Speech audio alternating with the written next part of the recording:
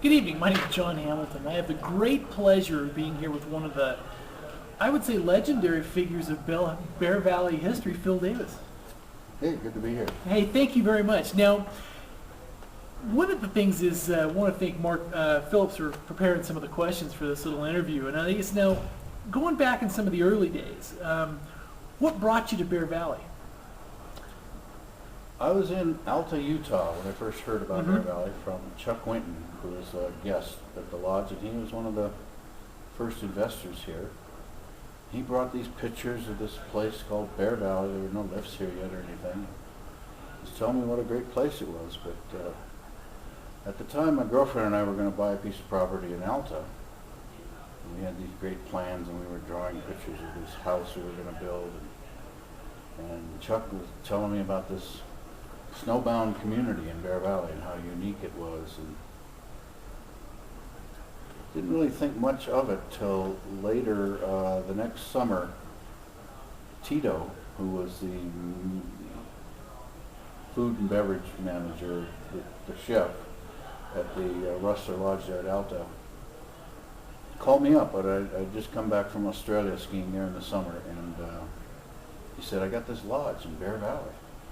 I said, "Really?" I said, "Well, I'd like to come up and take a look at it." And he came up and he showed me this lodge he was building and says, "I want you to be my bartender." And I said, "Well, I was going to get on ski patrol at Alta." And he says, "Well, we'll get you on ski patrol here." And we went up and met Bob Shedd and Maury Rasmussen and told them I was from Alta. And they go, "Alta, that's where they have avalanches. And we need an avalanche expert." And I said, "I'm not an avalanche expert, but you know." So they hired me on the spot. It was great. So I moved here. So you were the designated avalanche expert. I teamed up with a guy who was an avalanche consultant that came. Les Miller. The name is Miller, I think was his name. Now, one of the things is, I guess, is maybe segues a little bit. Now, the shot of you on top of the cornice is one of the most famous shots for Bear Valley. It's on the wall behind us over there. Yeah. Was that on one of an avalanche morning? Now what was the?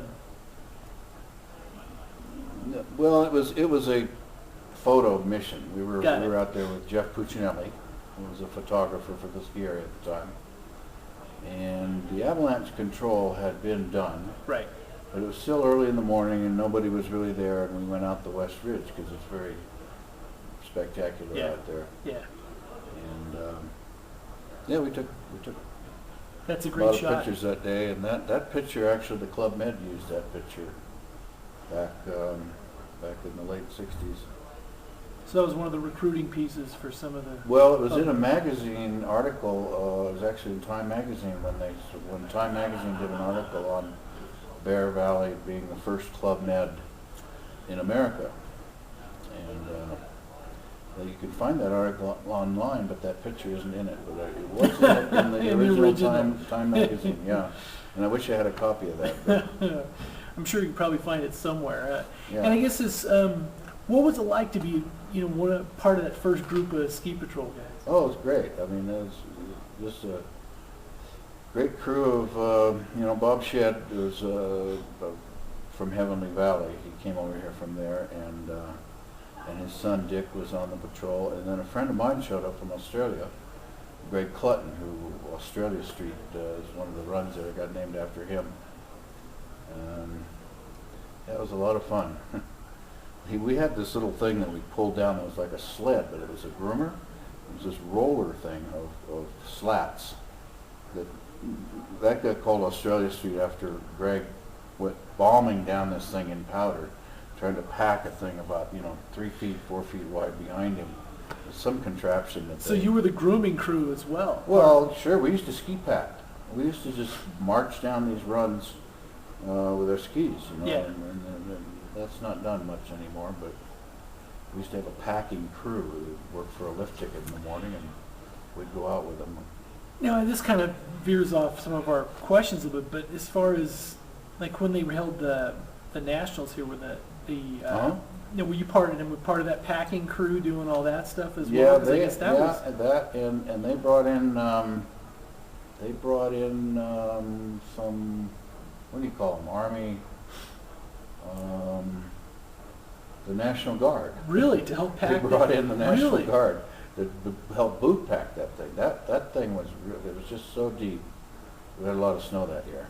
Did you take a few runs on that course too? I've never been a ski racer.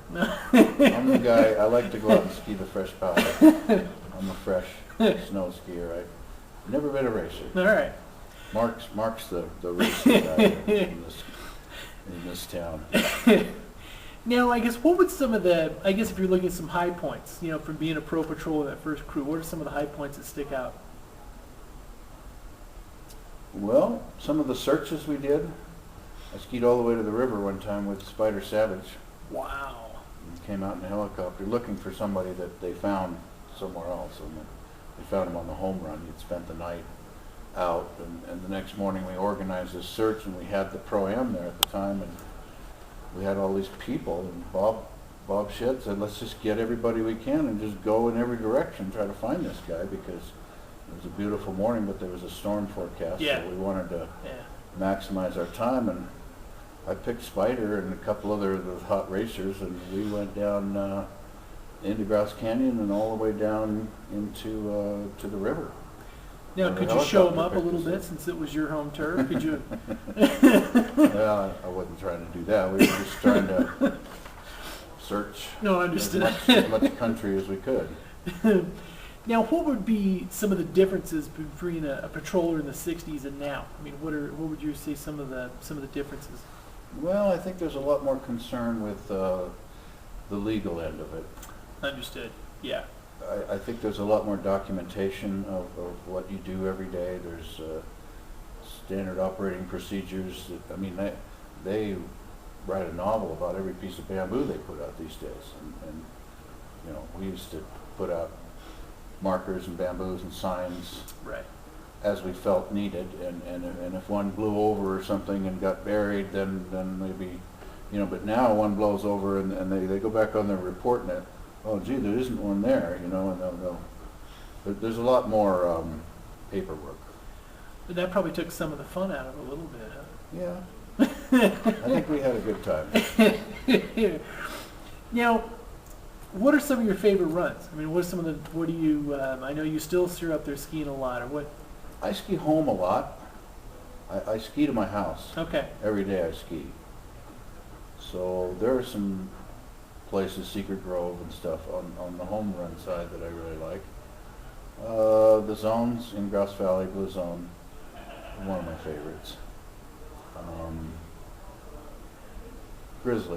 Grizzly on a powder morning is I haven't experienced that anywhere in the world.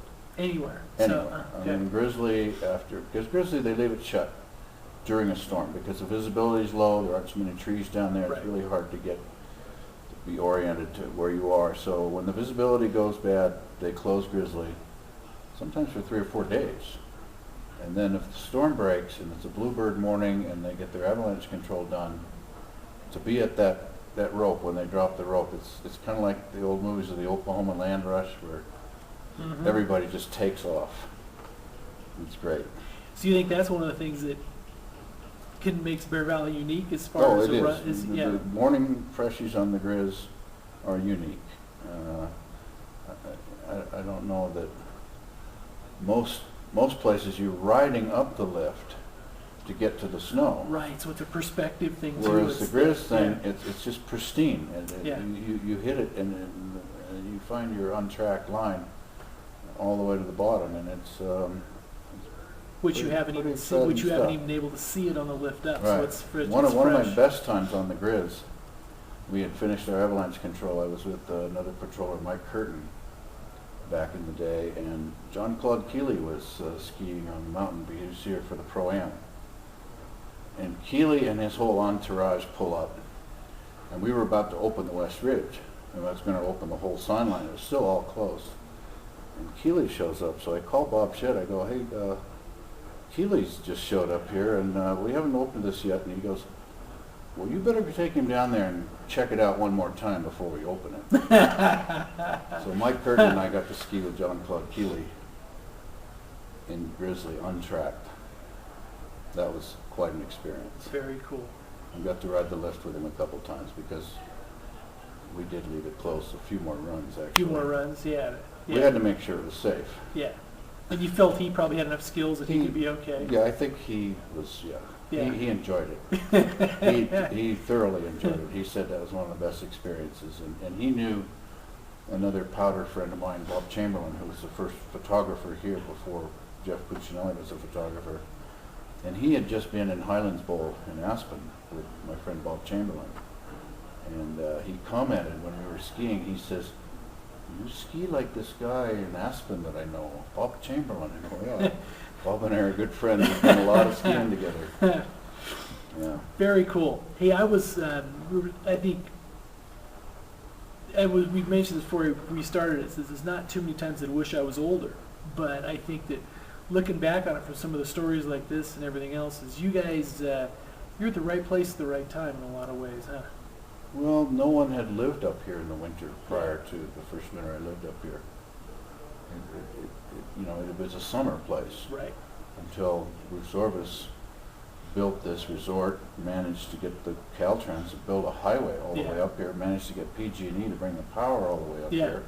And all these things converged right when I got here. So, yeah, it was fun exploring a new area, Yeah.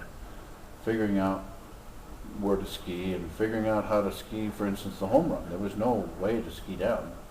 We had to go out there and how do we ski to the houses? What's the best way? How do you maintain a high line and get down? And, we cut a few trees down the bottom.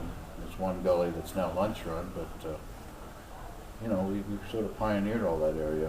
And today I still ski that way. Yeah. I still ski home. I know all the lines back there. Thank you very much. You're welcome.